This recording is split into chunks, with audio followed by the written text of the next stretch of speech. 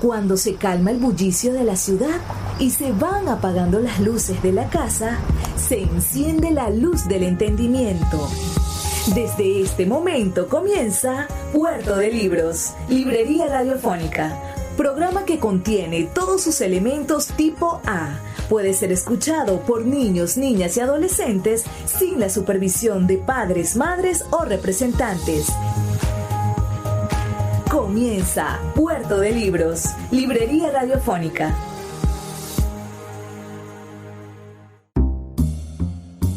Bienvenidos a Puerto de Libros, Librería Radiofónica. Les habla Luis Peroso Cervantes, quien de lunes a viernes de 9 a 10 de la noche trae para ustedes este programa a través de la Red Nacional de Emisoras Radio Fe y Alegría. 23 emisoras conectadas para llegar a sus hogares con buenos libros, con buena literatura y con excusas maravillosas para pensar, para conseguir nuevas ideas y hacer de nuestra vida una vida más plácida y más llena de lecturas. Este puerto de libros en el cual usted se embarca en un barquito de papel que lo llevará a universos maravillosos, diferentes, que potenciarán su imaginación.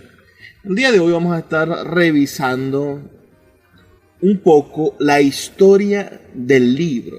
La historia, una breve pero intensa e interesante historia del libro. Estaremos leyendo algunos fragmentos de este libro de la Biblioteca Salvat, el libro Ayer, Hoy y Mañana. Ciertamente es un libro muy interesante, aunque el mañana de este libro no es un mañana actual, debido a que es un libro del año 1973. Y el futuro para la Biblioteca Salvat y para los amigos que pensaban el libro en 1973, bueno, el futuro del libro era lo que hoy conocemos como el audiolibro. Jamás pudieron imaginar la existencia del libro digital. Jamás se pudo presentar ante sus ojos, bueno, el sueño de conseguir que una biblioteca cupiese en un bolsillo. Esa imaginación pues no llegó tan pronto y creo que no pudimos predecir este futuro maravilloso que es el futuro de los libros digitales. Vamos a comenzar, ¿sí?, a leer este texto en el cual, bueno, nos encontramos con una maravillosa entrevista que documenta esta investigación, una entrevista realizada a Robert Scarpit, un especialista en el libro, delegado de la Comisión Nacional Francesa para la UNESCO, un hombre nacido en el año 1918 y que cuenta varias cosas sobre el libro, pero yo quiero rescatar una respuesta que dio a quienes escribieron este tomo titulado el libro Ayer, Hoy y Mañana. Ellos le preguntan: ¿puede afirmarse que el libro ha sido un instrumento propio de una minoría? Y esto, sin duda, bueno, nos despierta resquemores, porque por algún sentido, por algún motivo, creemos que las minorías son sin duda malas, ¿no? Dirá este entrevistado, Robert Scarpit, dirá: esta es una de las maldiciones que pesan sobre el libro. Se trata de una vieja herencia, la de la tradición elitista. Durante mucho tiempo ha sido una minoría la que ha tenido a su disposición tal medio de expresión. La práctica ha demostrado que el libro, puesto a disposición de una gran parte de la población, se ha transformado en un agente de fermentación intelectual, un agente revolucionario desde el punto de vista social. El papel social del libro no es otra cosa que el reflejo de la sociedad en la cual se desarrolla. En Francia, durante el siglo XIX, el libro fue considerado acertadamente como un instrumento de lucha social, de liberación del hombre, de liberación del trabajador. En este país se le tributa un auténtico culto fundado sobre esa idea. Y yo quiero que rescatemos y que comencemos a estudiar esta historia del libro, o esta idea de dónde proviene el libro como fenómeno, como cuerpo, basándonos en ese libro como instrumento de transformación social. Y creer que en Venezuela, bueno, leyendo, lograremos hacer un cambio real. Me gustaría saber sus comentarios. Por favor, envíenmelos al 0424-672-3597, 0424-672-3597 o a nuestras redes sociales @Librería Radio en Twitter y en Instagram.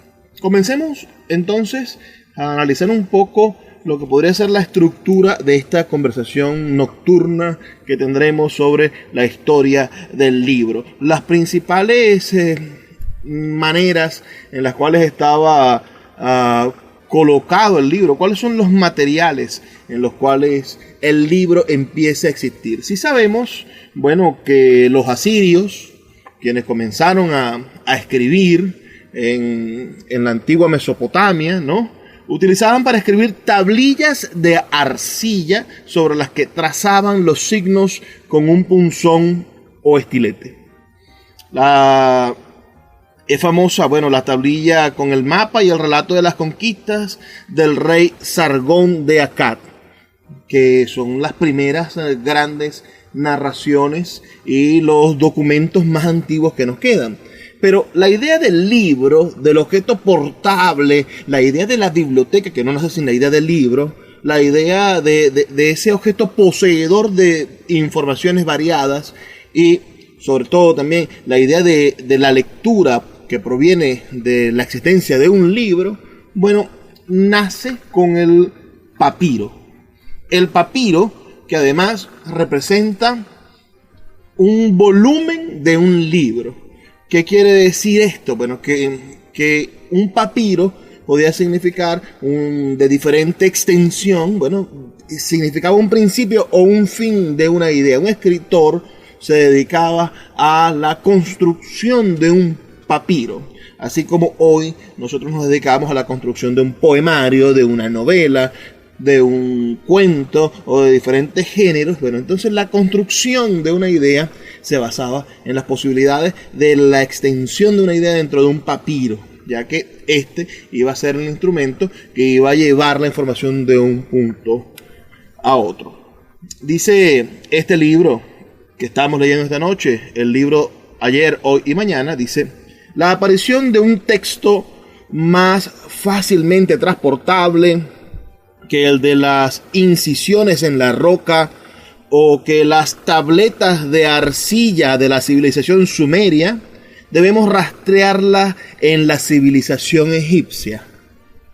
En las aguas pantanosas y estancadas del delta del Nilo, explica Sven Dahl, crecía con profusión en la antigüedad una planta que los griegos llamaron papyrus, nombre de significado desconocido. Pertenece a la familia de las cipresias y es bastante escasa en la actualidad. Los egipcios la empleaban para muchos usos, pero lo que nos interesa aquí es el que se le daba al tallo. Este puede crecer hasta una altura de 2 o 3 metros. Se cortaba la médula en finas tiras que después de secas se disponían en capas paralelas superpuestas por los bordes, añadiendo perpendicularmente a ellas otra serie de tiras. Por medio de golpes y humedecimiento, con agua del río se obtenía una materia compacta. La adherencia entre las capas ha sido sumamente resistente, como lo demuestran las hojas de papiro que hoy en existencia y en las cuales las dos capas permanecen unidas, a pesar entonces de haber pasado ya más de 2000 años. Después de haber combinado así las tiras en forma de hojas, se procedía a encolar estas para evitar que se corriese la escritura. se las secaba al sol y se las pulía para lograr una superficie tersa. Una vez terminada, si la calidad era buena, la hoja era muy suave y flexible, cualidades que por regla general se han conservado sorprendentemente a través de los tiempos. Las hojas sueltas se pegaban de izquierda a derecha en largas fajas. Desde los tiempos muy tempranos, la producción de papiro parece haber sido realizada como una fabricación en serie para ser adquirido, como el papel moderno, en grandes partidas o balas, de las que se cortase el trozo necesario en cada caso. Por lo general, se empleaban fragmentos de unos 15 a 17 centímetros de altura. Sin embargo, se conocen de tiempos posteriores a formatos 3 veces mayores. Las mejores calidades tenían un tono amarillento o casi blanco. Las inferiores, un color más o menos pardo. Allí tenemos, pues, el primer soporte natural de la escritura. Este podía ser un extenso papiro, ciertamente, pero su longitud habitual sería de 6 a 7 metros, que enrollados daban un cilindro de unos 6 centímetros de grueso, perfectamente manejable. La altura de las páginas variaba entre 15 a 30 centímetros.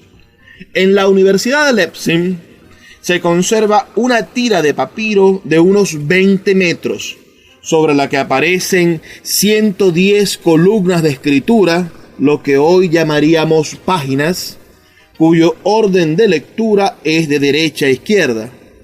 Ahora bien, para leer en ese orden habría que arrollar el fragmento de papiro que no se leía en torno a un palo, dando vueltas sobre sí mismo.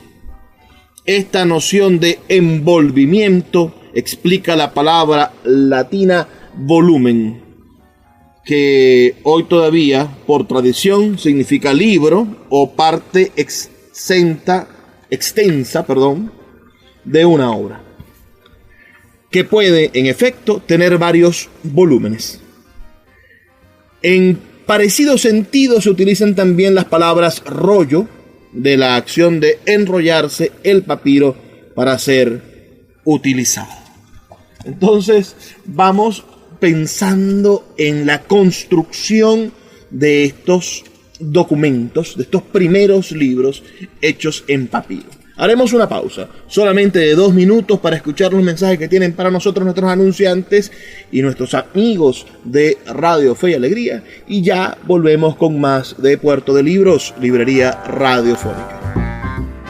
Escuchas Puerto de Libros con el poeta Luis Peroso Cervantes. Síguenos en Twitter e Instagram como @Librería Radio.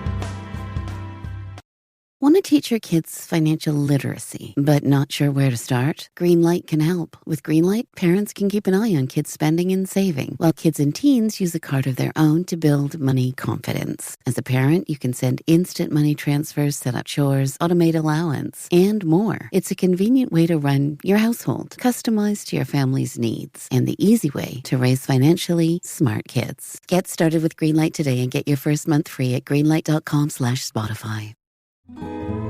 El poeta Luis Peroso Cervantes le acompaña en Puerto de Libros, Librería Radiofónica, por Radio Fe y Alegría, con todas las voces.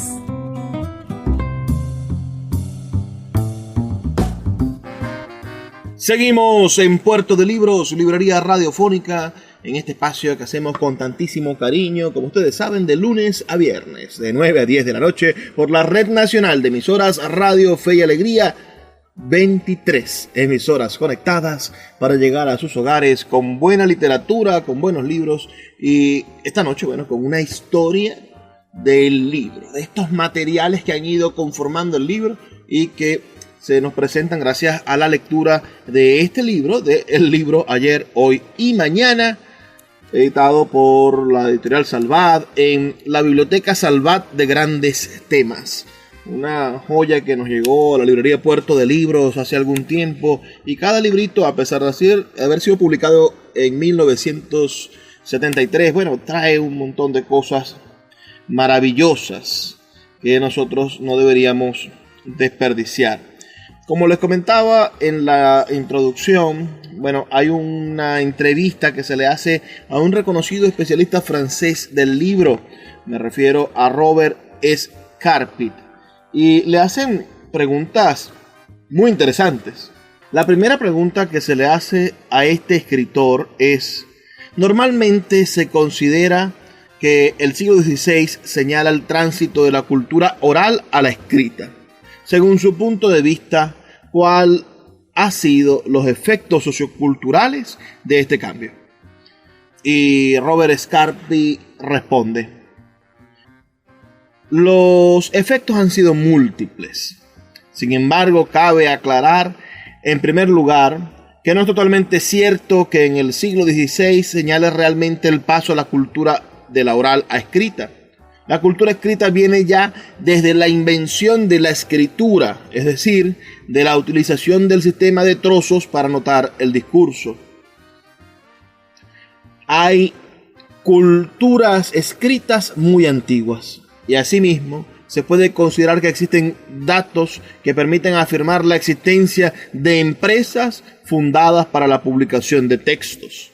Por ejemplo, en el Imperio Romano habían talleres donde los escribientes producían hasta 200 o 300 ejemplares, lo cual para aquella época constituía una tirada realmente importante. Imagínense una tirada de 200 o 300 papiros, y estamos en presencia de este relato. En el segmento anterior conversábamos sobre la técnica del papiro y la manera en la cual esto se fundamentaba. No es tan sencillo, había que cortar aquellos el tallo de la planta del papiro, secarlo, filetearlo y después armarlo como un tejido. Todo esto es sin duda un trabajo manual gigantesco, y después venía el trabajo del amanuense, ¿no? El copista, que iba a hacer posible que se multiplicara el libro. Vamos a seguir en base a la idea del papiro. Nos dice este libro: existe pues el papiro como material fundamental de la escritura de la antigüedad, y como consecuencia aparece en Egipto una verdadera industria de fabricación que exporta esta mercancía a todo el Mediterráneo, como atestigua el escritor romano Plinio el Viejo, uno de los grandes historiadores romanos. El rollo de papiro más antiguo conservado pertenece al año 2600 a.C. Sobre el papiro se escribía en su cara anterior, anverso, llamado en latín recto, y muy pocas veces en el reverso, llamado en latín verso, que quedaba al exterior al enrollarse el volumen, en cuyo cilindro se colocaba el título de la obra. La escritura se hacía, como se ha dicho, en columnas o páginas, cuya anchura podíamos decir que viene prefijada por la dimensión longitudinal del campo visual de la pupila del hombre, y que, en cierto modo, es la que hoy todavía sirve para calcular la caja o anchura de un texto impreso. Para escribir sobre el papiro se utiliza un junco cortado a través, que actuaba como un pincel que impregnaba una tinta fabricada de hollín o carbón vegetal mezclado con agua y goma, tinta que todavía hoy puede leerse. A partir del siglo III a.C., para escribir se utilizaba la caña cortada oblicuamente, calamus, todavía se le dice cálamo recurrente, a la escritura improvisada o espontánea, cuya dureza permitía un trazo más fino. En el papiro aparecen, por supuesto, las dos escrituras egipcias, la hierática o sacerdotal y la demótica o popular. Algunos textos literales o literarios de los papiros aparecen ilustrados por dibujos o imágenes que solían colocarse como un friso que corría por encima de las páginas o columnas del texto. En relación con el papiro y por su carácter también vegetal, debemos recordar que desde la antigüedad hasta hoy se han utilizado también la corteza del árbol, cuyos nombres griegos biblos y el latino liber han servido notoriamente para designar a través de los siglos cuanto hace referencia a la escritura y a su transmisión. Esto es un poco la referencia histórica del primer soporte, de ese soporte que llamamos papiro y que ustedes pueden comentar al 0424-672-3597. 0424-672-3597. El segundo material en el cual se empezó a desarrollar la escritura fue el pergamino. Nos dice este libro que hoy estamos compartiendo con ustedes, el libro Ayer, Hoy y Mañana, nos dice: junto al soporte de la escritura de carácter vegetal aparece también como tal el cuero o piel de animal. Los rollos recientemente descubiertos en el Mar Muerto son de cuero o pergamino, palabra que tiene su origen en Pérgamo, ciudad del noreste del Asia Menor, donde se asentó una formidable ciudad rival de Alejandría durante el periodo helenístico. El pergamino, charta pergamen, se hacía perfectamente de piel de cordero, convenientemente depilada, macerada con agua de cal y pulida con piedra pómez. Este es tan flexible como el papiro, pero es más resistente. Puede además rascarse su escritura para utilizarlo de nuevo y así darle cuerpo a algo maravilloso que nosotros conoceremos en literatura y en teoría literaria como el palincesto. Entonces llegaba el momento, dado que era un cuero que quería volver a usarse, se raspaba, se rascaba con un instrumento fuerte, se borraba lo que estaba escrito, o por lo menos se dejaba muchísimo más transparente, translúcido lo que se había escrito, y se podía volver a escribir encima del pergamino. Tenía varias utilidades. Dice entonces, además podía rascarse su escritura para utilizarlo de nuevo, creando el palincesto, y sobre todo no es tan débil como el papiro ante los ataques de la humedad, que han destruido muchos textos escritos sobre el material vegetal. También tiene la ventaja, el pergamino, de no estar limitada a su producción exclusivamente a Egipto, como el papiro, por la especial naturaleza del fango del Nilo, que hacía, el gran valle del Nilo, el más fértil de la antigüedad, sino que puede producirse en cualquier país donde hubiese ganadería, ya que era en base a la piel del cordero.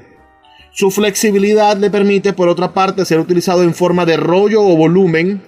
La ley mosaica o Torá aún se lee en las sinagogas de esta manera, pero la mayor consistencia de la piel de animal permite salvar la incomodidad del libro enrollado, de penosa consulta cuando hay que retroceder desenrollándolo para encontrar determinado texto. El pergamino empieza a disponerse en superficies cuadrangulares. De hecho, en la antigüedad, sobre todo en las escuelas, ya se utilizaban tabletas de madera de esta forma, recubiertas de cera, sobre las que se escribían con punzones de metal, llamados stylus, formando pequeños cuadernillos, bien de 2 páginas, los dícticas, o de varias, las polípticas. Esta misma técnica se aplica al pergamino, que los romanos llamaron membrana, en cual fue ganando terreno al papiro, que prácticamente desaparece en el siglo IV después de Cristo.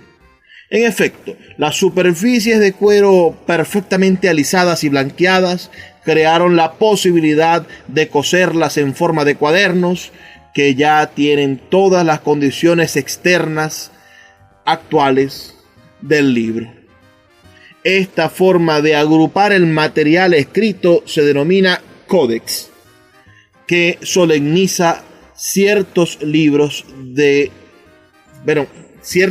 importantes o códigos. Allí viene entonces las palabras, las leyes que se fundamentan como códigos, en la idea de que ese primer libro, encuadernado como conocemos el libro en la actualidad, bueno, proviene de la encuadernación del pergamino que llamamos códex. Me gustaría tener sus comentarios al 0424-672-3597, 0424-672-3597 o a nuestras redes sociales @librería radio en Twitter y en Instagram. Vamos a hacer una pequeña pausa, solo 2 minutos, y ya volvemos con más de Puerto de Libros, librería radiofónica, en esta pequeña e intensa revisión de la historia del libro, o al menos de sus soportes materiales. Ya volvemos. Escuchas Puerto de Libros con el poeta Luis Peroso Cervantes. Síguenos en Twitter e Instagram como @librería radio.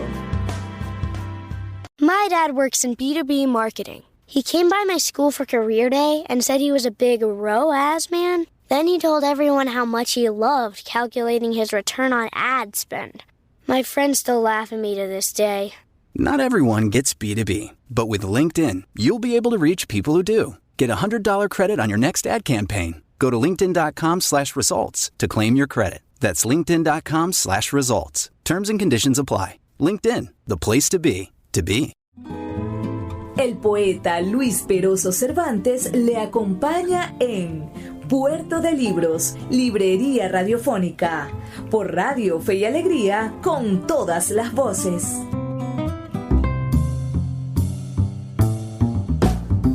Seguimos en Puerto de Libros, librería radiofónica, esta noche compartiendo con ustedes algunos fragmentos de este libro, el libro Ayer, Hoy y Mañana, y aprendiendo un poco sobre la historia del libro, de los materiales que han conformado al libro.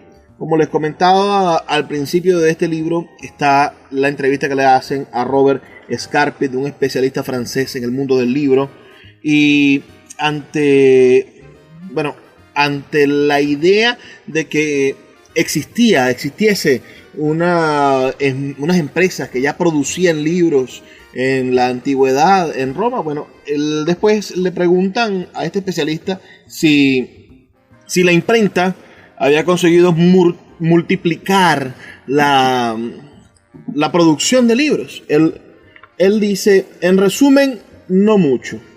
Los talleres de copistas del Valle del Rin, poco antes de la invención de la imprenta, alcanzaron tiradas por copia de 600 ejemplares.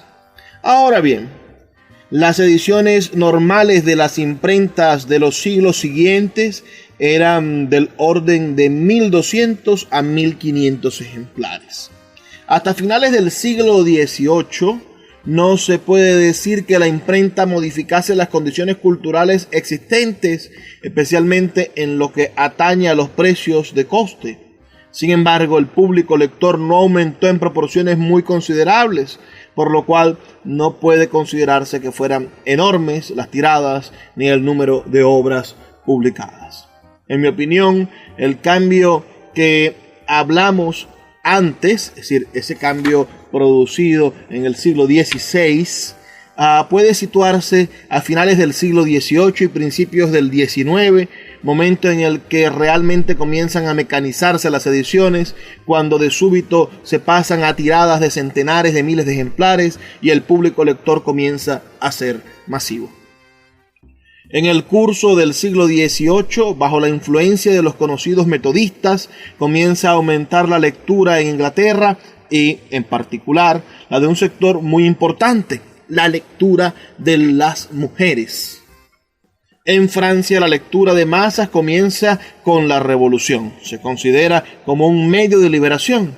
Sin embargo, su democratización efectiva en este país se sitúa entre 1830 y 1848, especialmente a partir de las leyes escolares de 1833, las cuales dieron lugar a la instalación de una escuela en cada ciudad.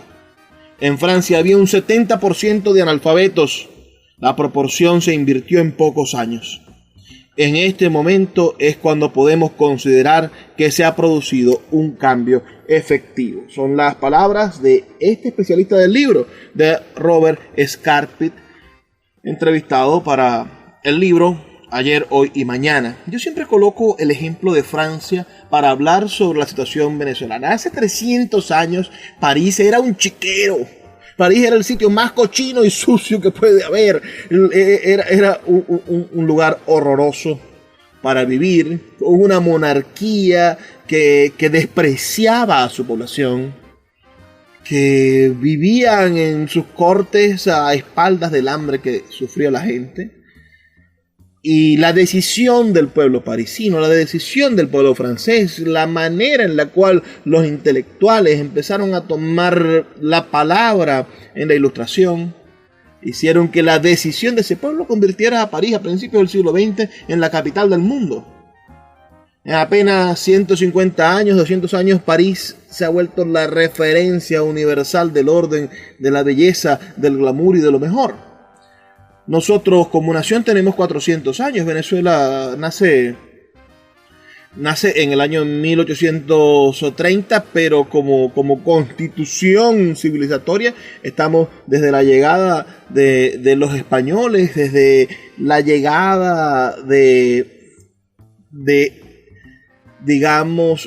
periodo de conquista en el siglo XVII, el periodo de fundación, ya que Venezuela, primero fue descubierta, posteriormente fue vendida a los Welser, quienes no venían a fundar nada, y agotado el contrato con los banqueros alemanes, empezamos a constituir ciudades. Por allá, por los años 1600, se empiezan a constituir realmente las ciudades en Venezuela. Entonces, en estos 400 años de civilización, de país, de nación, no nos hemos dado todavía la oportunidad de decidir nuestro futuro, pero la tenemos. ¿Cuántos años más durará Venezuela? ¿Cuántos años más puede durar nuestro país? Todo el tiempo que dure va a depender de nuestra capacidad para decidir lo que queremos hacer con el país. Y si hoy empezamos a decidir que queremos convertirnos en una nación culta, en una nación que lea y que transforme su realidad a través del pensamiento, señores, sin duda lo vamos a lograr. Estábamos hablando del papiro. El papiro, en base a la piel de cordero. Hablamos de los códex, del nacimiento de los códex, de estos códices. Y dice este libro que estamos leyendo esta noche, el libro Ayer, Hoy y Mañana, nos dice: en un principio estos códex se confeccionaban doblando el pergamino en un solo cuaderno, hasta que el número de páginas hace que el conjunto se vuelva incómodo de manejar. Entonces se unen los distintos cuadernillos hasta obtener un tomo constituido por varios pliegos cosidos a un lomo que asegura la unidad del conjunto.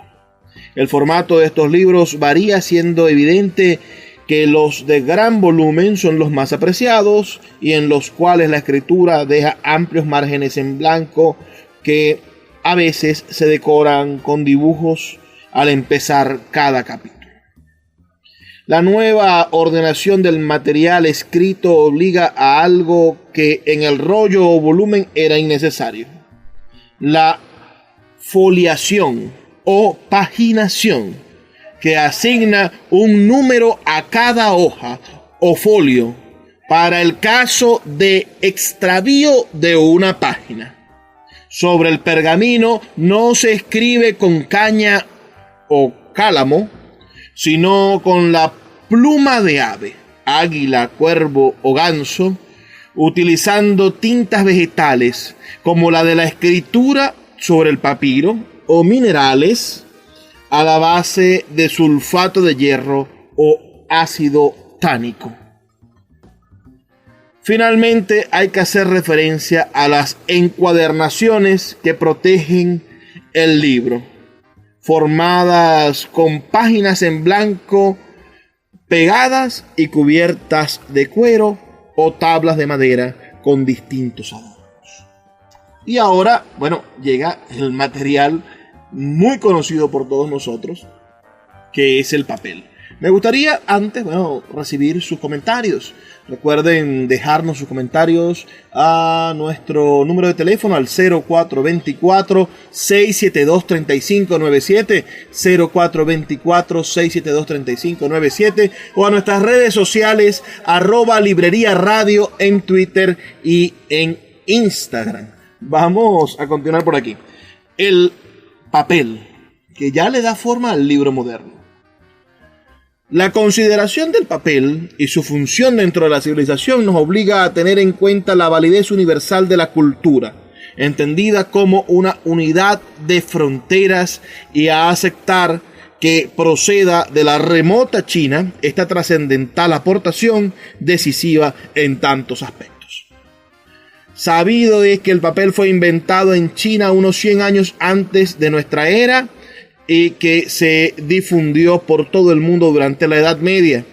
Los chinos emplearon por primera vez la técnica de impresión de caracteres de madera en el siglo VII u VIII, y los tipos móviles unos 400 años antes que Gutenberg. También el uso de la tinta china se remonta a la más antigua civilización de ese pueblo. Gracias a tales técnicas resultó posible producir múltiples ejemplares de un volumen paginado y dar una amplia difusión a las obras escritas. Se ha dicho que la imprenta es la madre de la civilización y el papel el medio que perpetúa las ideas y aspiraciones de los hombres, que ensancha su capacidad de comunicación y de diálogo. Pues bien, el papel y la imprenta son dos de los 4 grandes inventos chinos, junto con la brújula y la pólvora, que atribuyeron y contribuyeron a la modernización de Occidente de una manera, señores, definitiva. O sea que, casi como en la actualidad, Occidente no sería el mismo sin los inventos chinos. No hay ningún otro logro que los pueblos de la antigüedad que puedan compararse en importancia con la invención del papel y el arte de la imprenta que de ella nació. Una y otro han tenido enormes repercusiones en la vida intelectual del hombre. Piénsese en lo que ocurriría en la vida cotidiana de nuestra sociedad si se dejara de producir papel o no se conocieran las técnicas de impresión. Si bien es cierto que existen otros medios de información y comunicación, no pueden suplir la función básica del papel y de la imprenta. Hoy, este es un libro de 1973, pero hoy estamos viviendo algo muy parecido después de la pandemia y de las sanciones y esta guerra económica que tuvo Donald Trump con la China, con el problema de los microchips.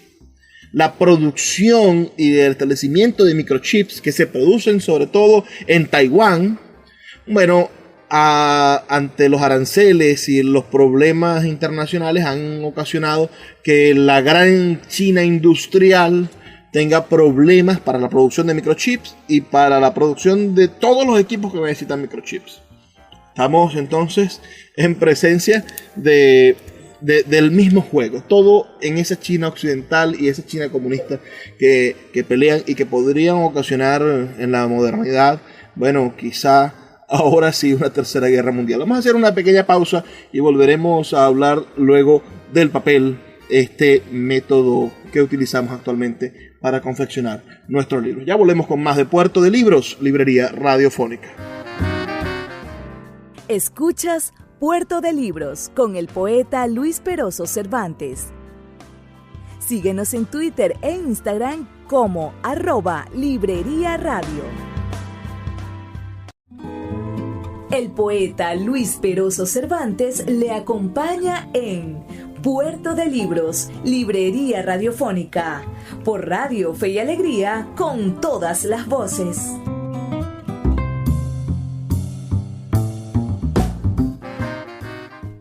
Seguimos en Puerto de Libros, librería radiofónica, con todos ustedes en este último segmento de nuestro programa dedicado a la historia del libro. Historia del libro.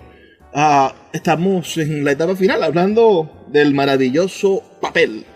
El papel.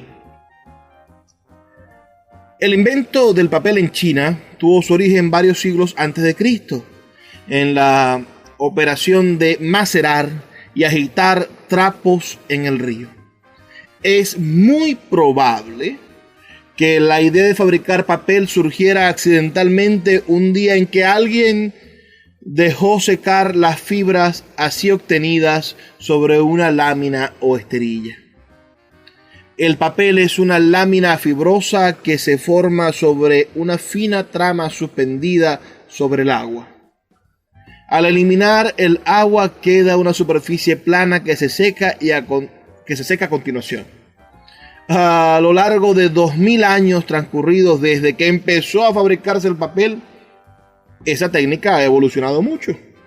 Las máquinas hoy son bastante más complejas, pero no ha variado, en cambio, los principios y procedimientos básicos.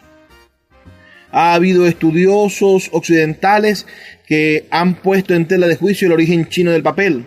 Sus dudas se deben en parte al hecho de que la palabra papel procede de papiro y en parte a su desconocimiento de las características del papel chino.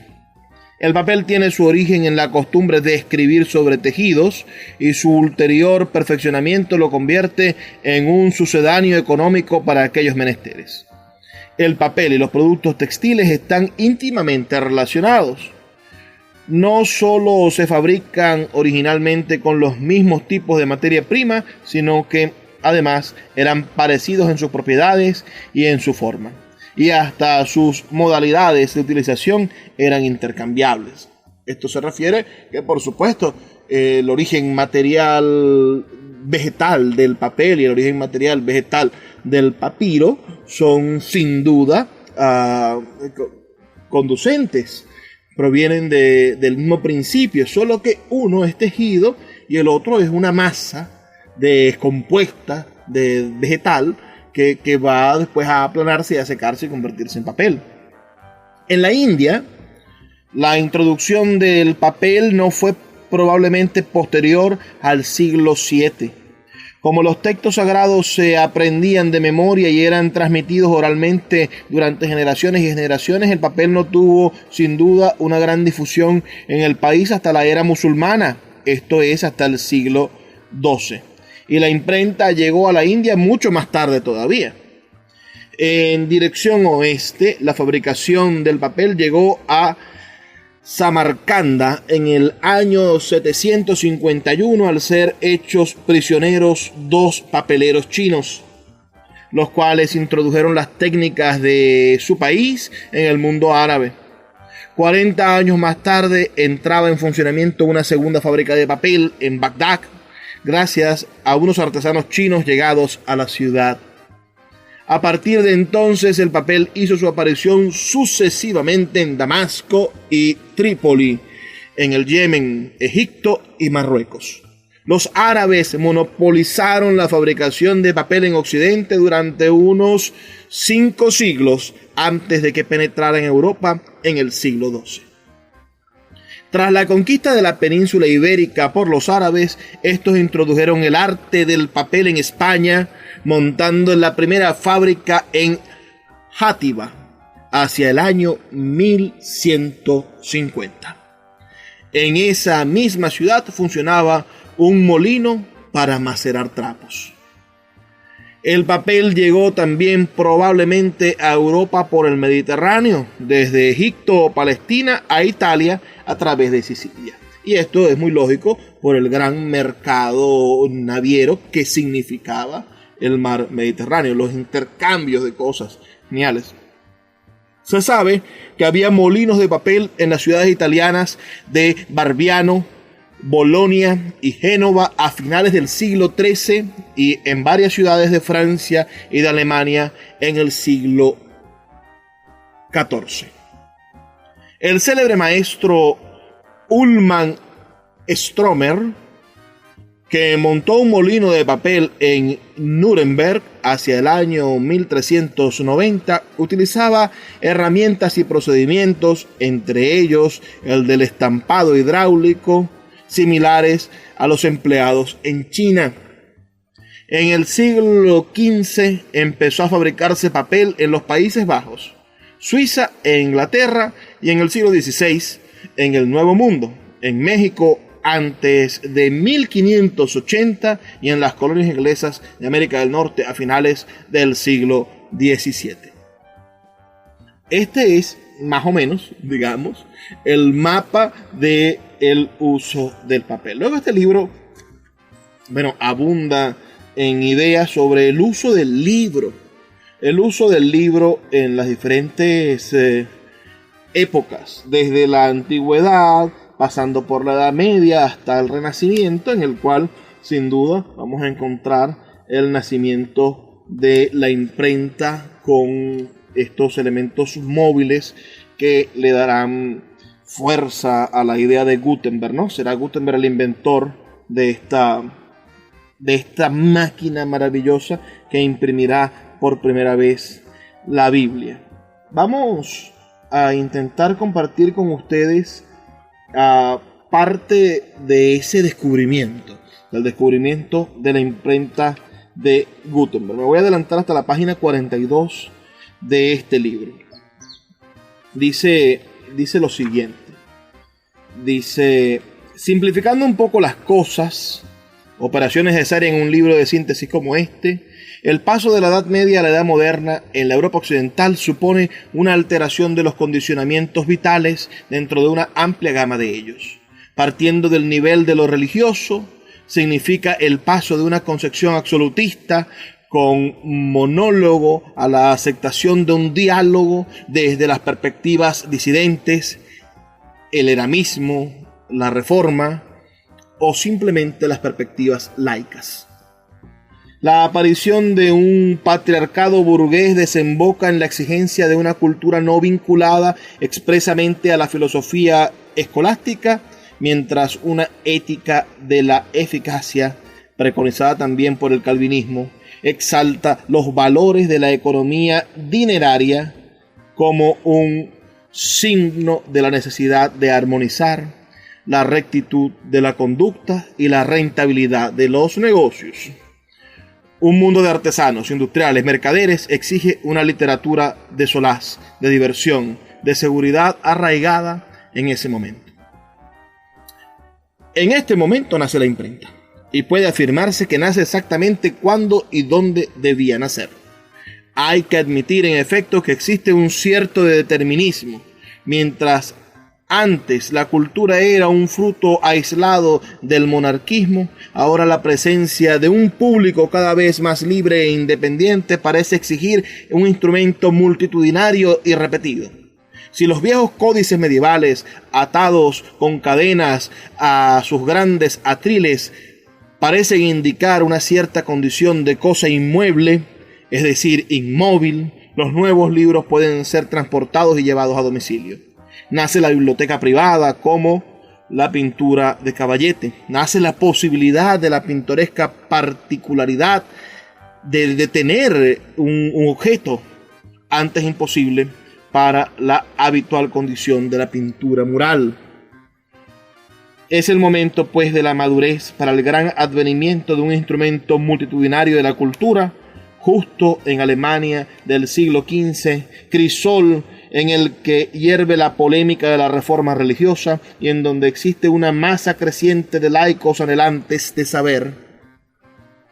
Se diría que la inminencia del suceso se saborea ya en los aires. Pruebas decilográficas para imprimir bulas, misteriosos ensayos de relojeros que sugieren artilugios como el avión para escribiere artificiales, e incluso la presencia de tipos móviles en algunos estampados de tela en China y las probaturas del holandés Lauren J. Koster hacia 1440. Cuando Johannes Gutenberg ensayó hacia 1438 fundir fragmentos de plomo que contenían letras en relieve, advierte la inminencia del acontecimiento. En 1449 Gutenberg obtiene del holandés Johann Faust un préstamo de 800 florines y lleva a cabo el intento final. ¿De qué se trataba en suma? De disponer de unos pequeños bloques de plomo que se fundían en otros de cobre y latón, llamados matrices, con los que se obtenían perfiles de letras en relieve que, embadurnadas de tinta, quedaban reproducidas en el papel que se les aplicaba con la presión de una gran prensa de madera de roble. En 1456 Gutenberg publica en la ciudad de Maguncia su, con razón famosa, Biblia de 42 líneas en 2 volúmenes de tamaño folio que alcanza en suma más de 1200 páginas. La imprenta ha nacido.